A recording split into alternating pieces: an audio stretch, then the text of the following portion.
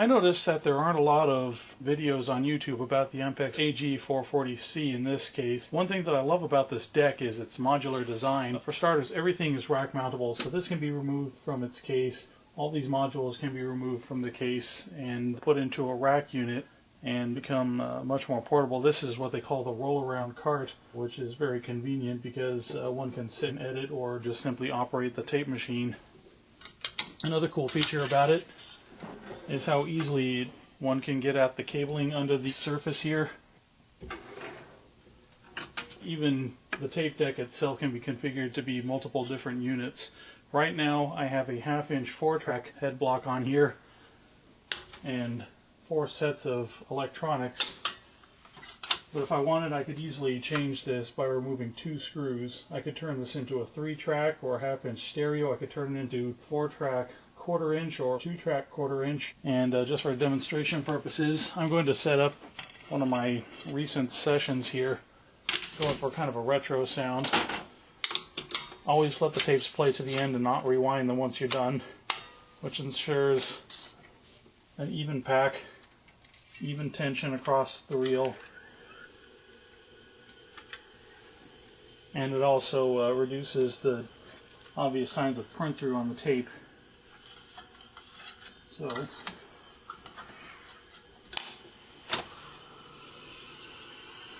going to put this into rewind right now, and to stop this I'm going to hit fast forward real quick, let it come down to a reasonable speed, and then hit stop. I don't have to do it on this particular unit, but I don't want to take any chances. So of course you have the normal play mode, rewind, fast forward, stop. There are 2 different edit functions. I'll demonstrate this momentarily. One is called a dump edit. I'll put this into place. So if I wanted to do an edit and spill out a bunch of tape, I could hit edit while it's in play mode, and it'll simply allow tape to spill onto the floor, which I don't want to do.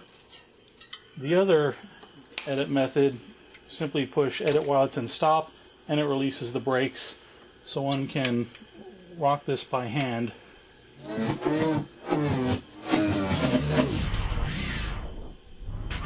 And easily find the spot where you want to make a cut. And to take it out of that mode, simply hit stop again. I'm going to let this play to the end.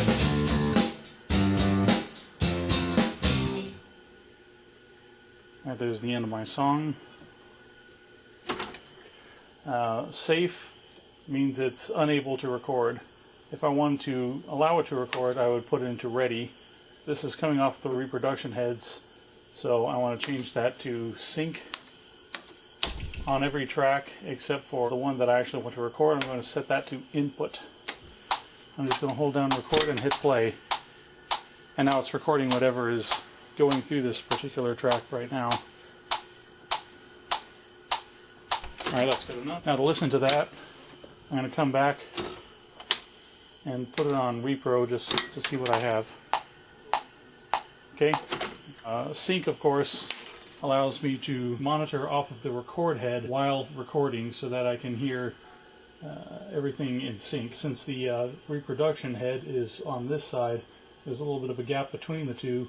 If I'm recording on this head and listening to that head, there's going to be a delay, which might be fine if I'm mixing down to quadraphonic, which is one of my intended purposes for this deck. That's essentially the basics of it. I've modified it to use the IEC or European equalization, which I believe is superior to the American standard. Now it can easily be reverted back to the American standard. In fact, it requires no modification to the playback electronics at all. It's simply a 3 different components difference for the record electronics.